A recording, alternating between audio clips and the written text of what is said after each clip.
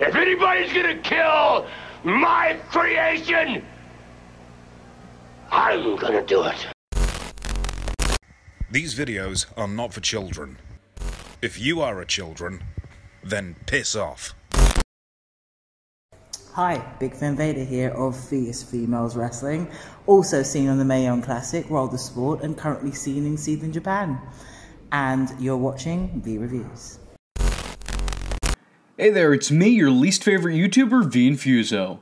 And today I'm joined by Top 10 Wrestling as we take a look back at some of the worst moments from WWE's Ruthless Aggression Era. I'd tell you more about it, but that's what Tom's here for. Yo, it's me, Tom, or Top 10 Wrestling, and thank you to Vee for having me on the channel today. The Ruthless Aggression Era is the era that myself and many modern day wrestling fans grew up on. We got to see some really great things during this era, like John Cena's debut and the Doctor of Thugonomics, Edge's heel world title run, the debut and initial rise of CM Punk, and so much more. But today, we're here to discuss the worst, so how about we just get into it? First of all, let's talk about Matt Morgan's stutter gimmick. Now, Matt Morgan obviously might be more synonymous to you from his run in TNA. In TNA, he had many stop-start pushes, was involved in many tag teams, and finds himself being a two-time tag team champion while in TNA. However, many people don't look back at his TNA run as being anything of particular note, and don't look back at it as being like this incredible run. But it might shock you to believe that his TNA run is still so much better than his WWE run.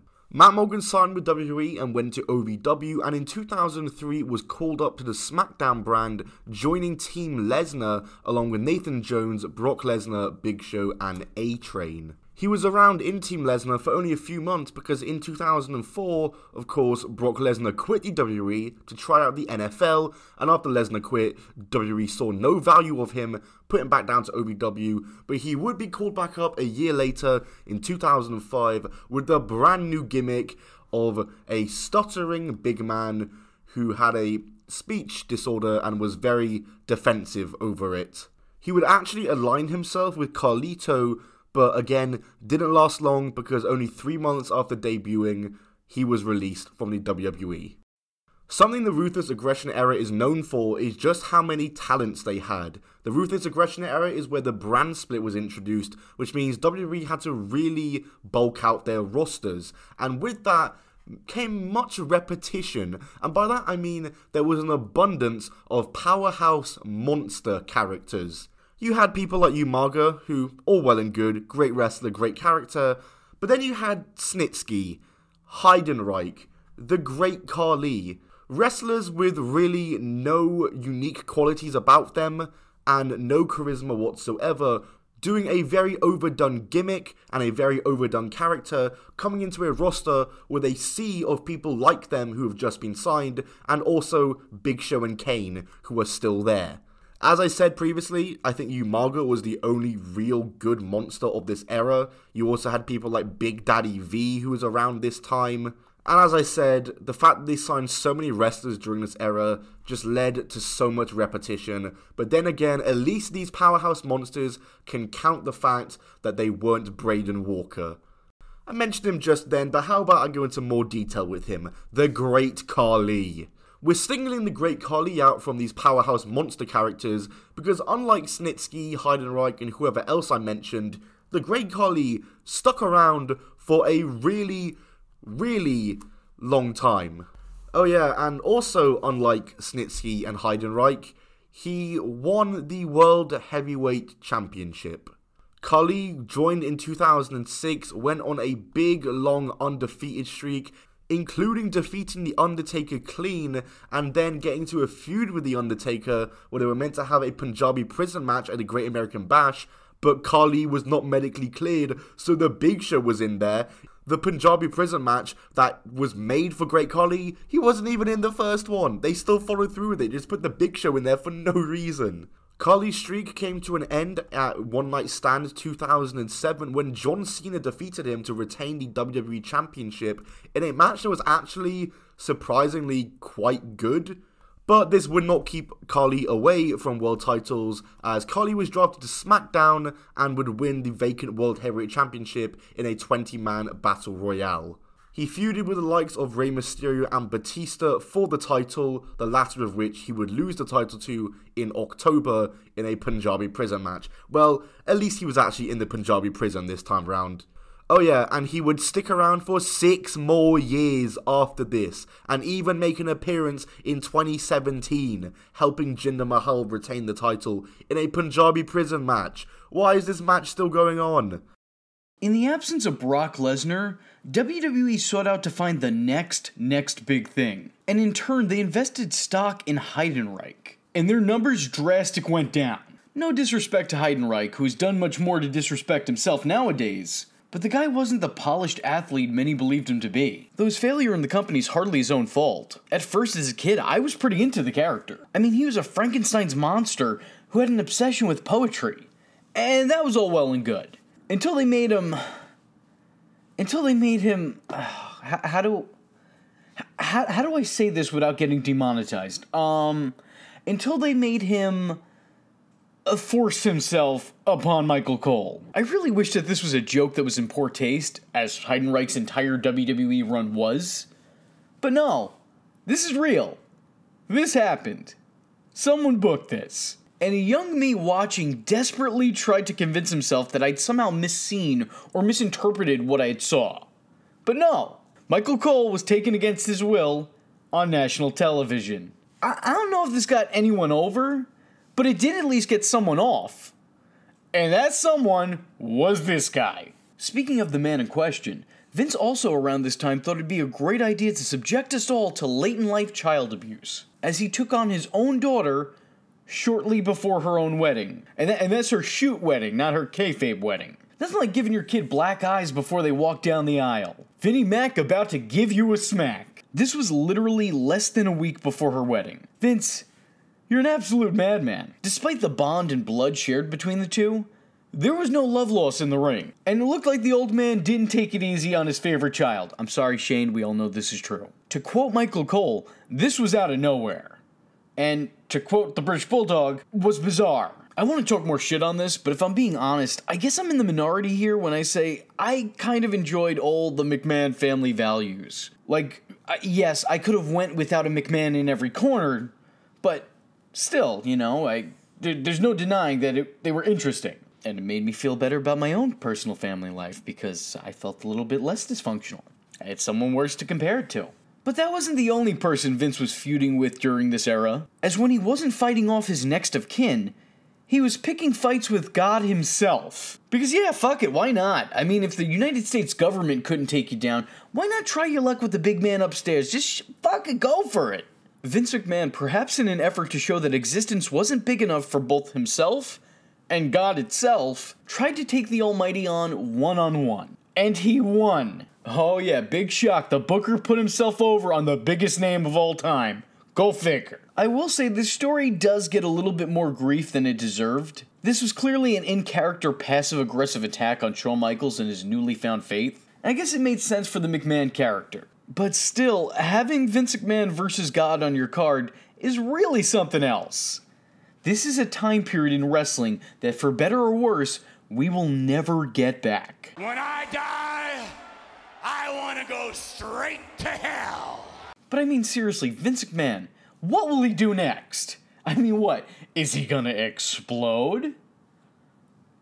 So Vince exploded. Yeah, at some point in time, Vince decided that he had done everything there was to do, but die. So you know, why not cross kicking the bucket off of your bucket list?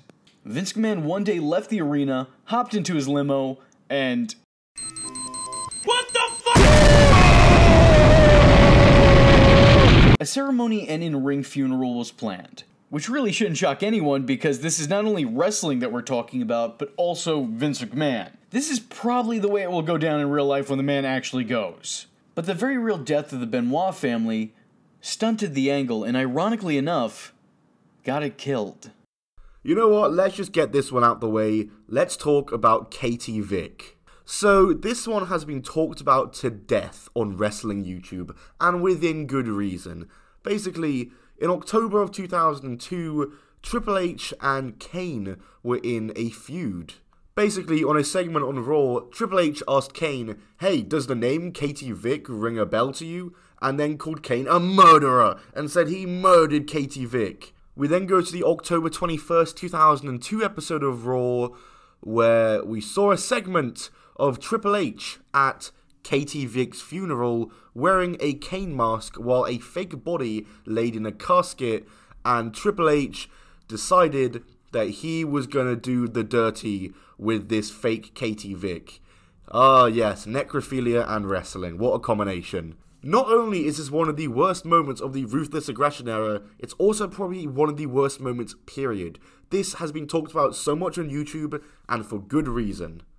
That's right, this was a very strange time period for Kane. And when he wasn't allegedly fondling the not-so-recently departed, he was being a real Heidenreich. Why is this a reoccurring thing? It shouldn't even be a one-time thing. It shouldn't be a thing. Lita had been the long-term girlfriend of Matt Hardy, who's being threatened and beaten weekly by Kane. Kane and Lita, however, made a little bit of an arrangement that she would... how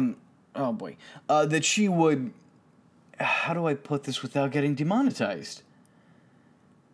She would willingly let him choke slam her, by which I mean choke and slam her, if he didn't beat up her boyfriend. Dude, Kane, why? Kane, no. I said in the last video that the Big Boss Man was the big bad of the Attitude Era. Well, Kane was the big bad red machine of the Ruthless Aggression Era. Between this and the Katie Vick storyline, I can't figure out which is worse. Right now, all I'm imagining is Kane at the wake, opening the casket and going, "Dead girls can't say no." I don't want to think about that. This man is a mayor. But hey, enough of Kane. Let's move on to more Kane.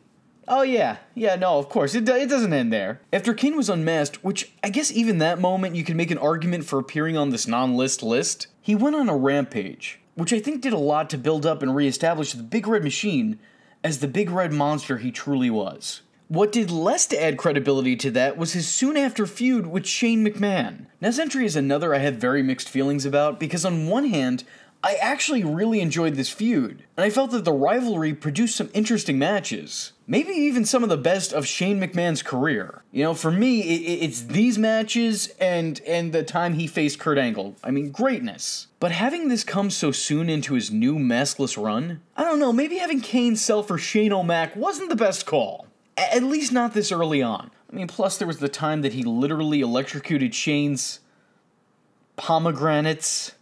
In 2006, Kane would begin to hear voices in his head, claiming he heard the date May 19th being repeated in his head, which is the date of which his mother and family were killed in a fire, apparently. And the voices continued to the May 29th episode of Raw, when Kane was confronted by the source of the voice, Imposter Kane, who was being played by Luke Gallows. He was wearing Kane's old mask and ring attire, and the two would begin feuding. They had a match at Vengeance in which Imposter Kane won. What? Why would you do that? In every other imposter storyline they've ever done, the real one always wins. Why did the imposter one win?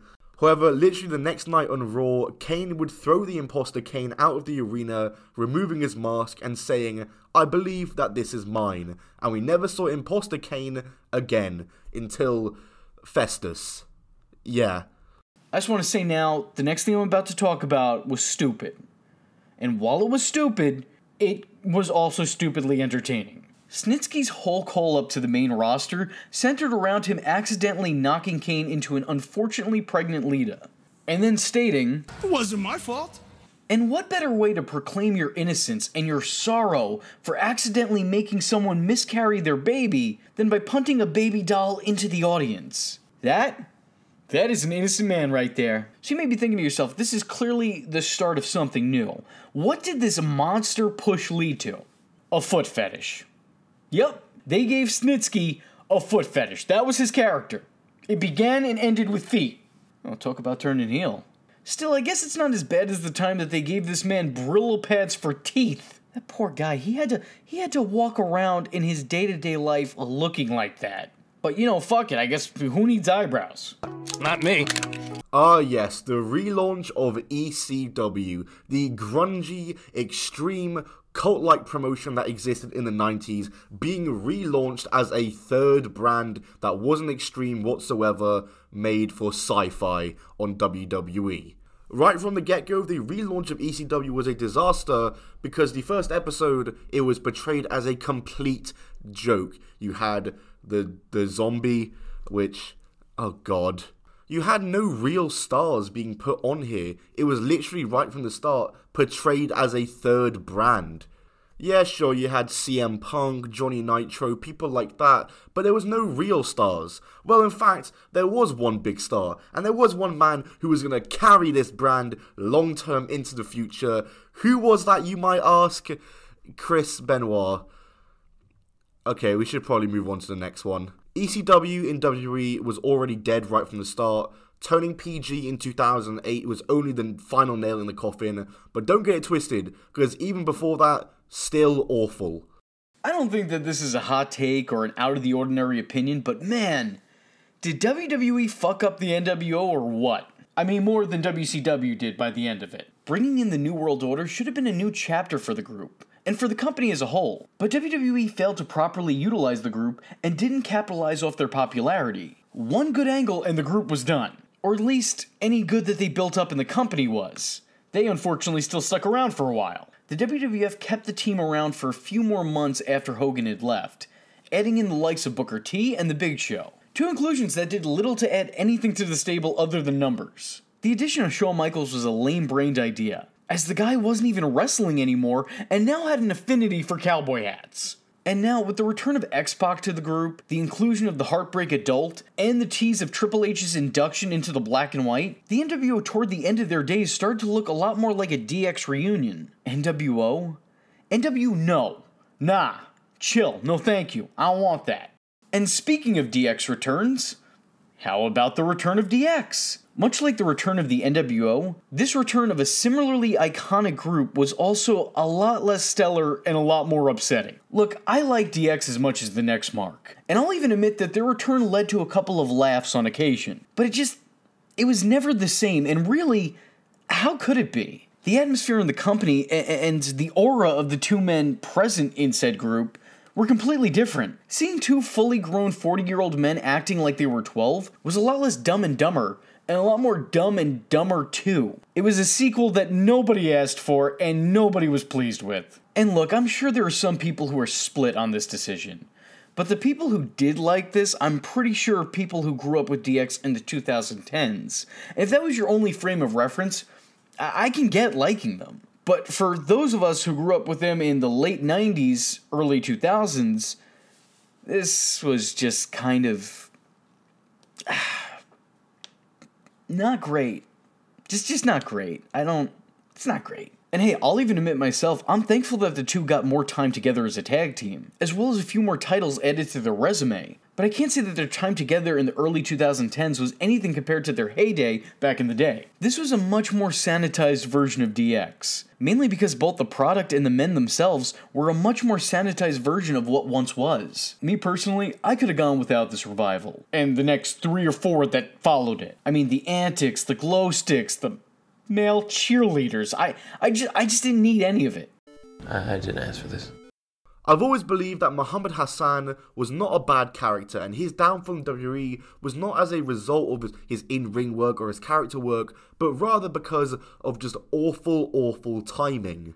He made his debut in 2004 as a Muslim American character who complained about anti-Arab prejudice, and since he wasn't American, was naturally a heel in WWE.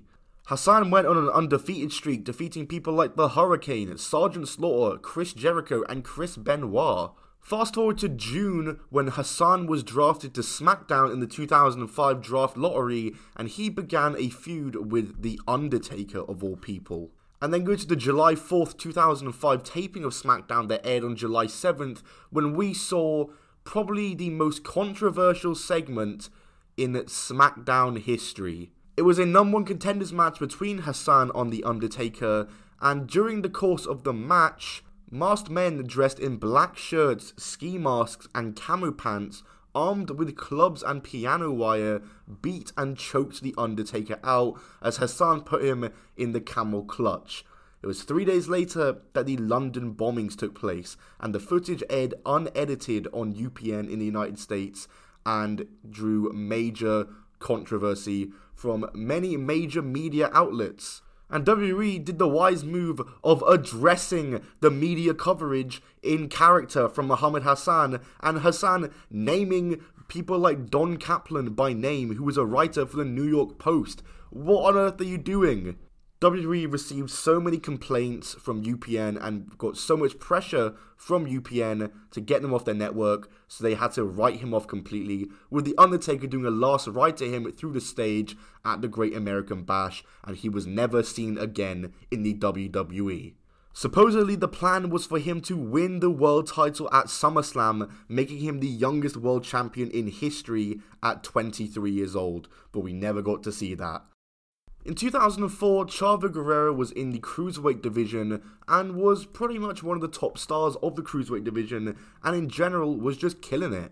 However, in June of 2005, Chavo Guerrero was drafted from SmackDown, where the Cruiserweight division was active, over to the Raw brand, and on the next week of Raw, he denounced his Hispanic heritage in favor of the Anglo-American way, and declared himself Kerwin White, who was a stereotypical, middle-class, white conservative American man. He dyed his hair blonde, he wore golf clothes, drove a golf cart to the ring. WWE were really walking on a thin line with this gimmick, and ultimately in the end, it had to be a real-life tragedy that stopped WWE from doing this gimmick when his uncle Eddie Guerrero sadly passed away.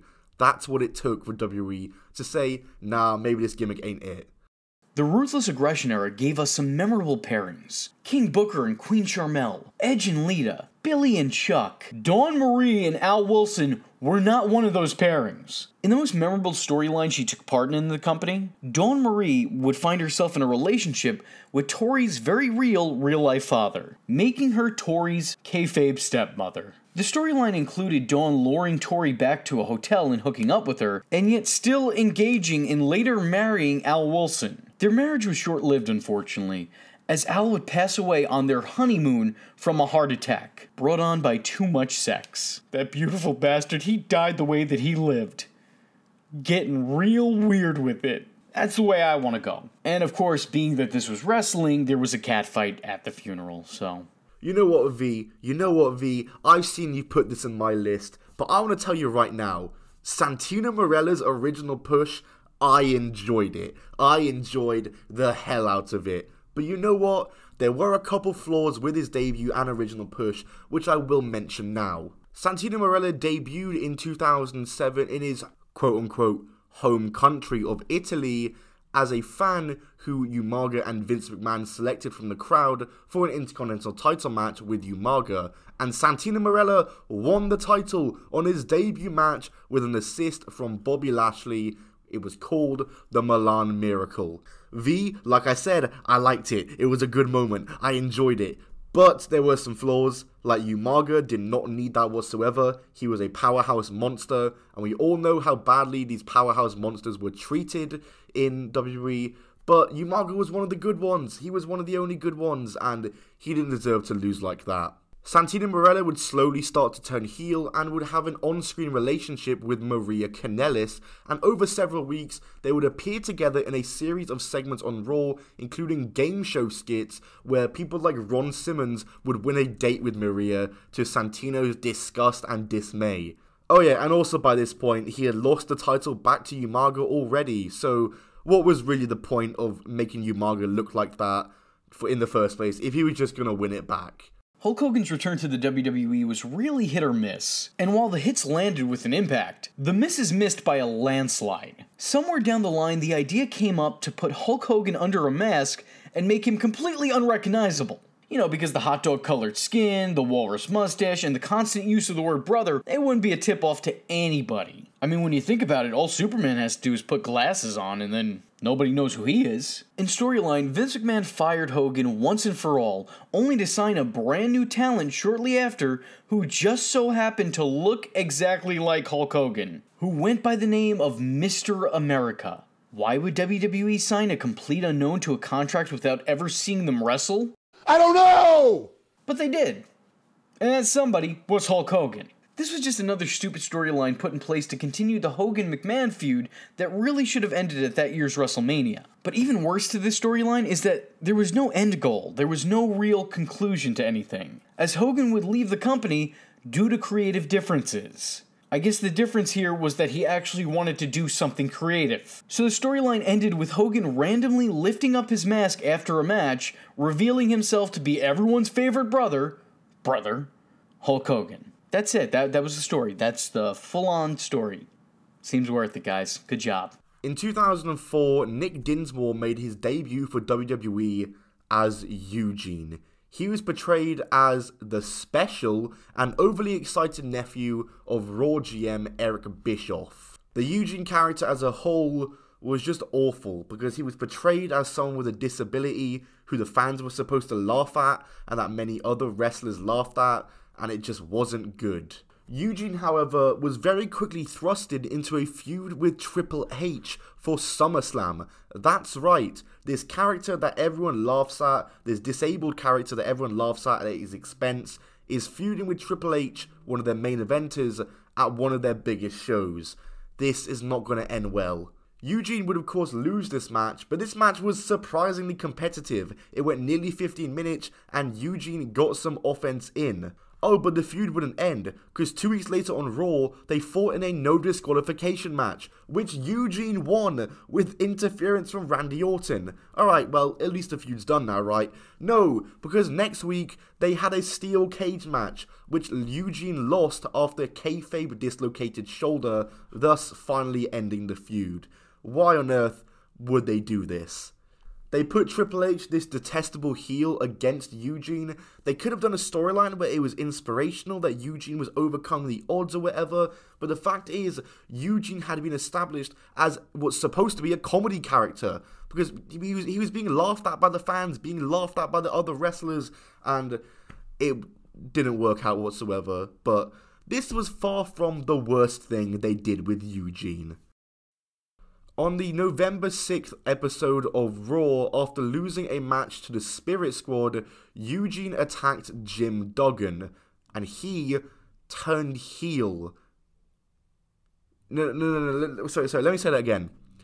Eugene, the special ed character, who is laughed at by the fans and made the blunt of these many jokes, who should be an inspirational character, a character with a disability, has turned heel. I don't think I can even comprehend just how insensitive that is and how awful that is, but luckily maybe WWE came to their senses because this angle was dropped pretty much immediately and Eugene was back to being a face again. But the fact that it was even considered, oh my god. Listen, say what you will about the Boogeyman, and a lot of people have. I know that there are some people who aren't fond of his gimmick, Jim Cornette included, but I actually kind of dig it. Did he have the greatest in-ring skill set? No. Was he a master of the mic? No. But the guy had something. They chose the perfect man to play this character, and he did it justice. And for that, I thank him. There was never a time where the Boogeyman showed up on screen that I was just bored and sitting twiddling my thumbs. But in that same sense, I can't say that every time he appeared on my screen I was thoroughly entertained. Sometimes I couldn't look away. I also couldn't look away that one time I saw a car crash. And that wasn't something I was entertained or particularly enjoying. How could I blame people for hating on Boogeyman when the company was having him do things like eating the mole off Jillian Hall's face? Who approved of this storyline? Whose idea even was this? Who okayed this? Who asked to have this happen? Did it add anything to a story? Nope. Just managed to take a lot away from the collective viewing audience's stomachs.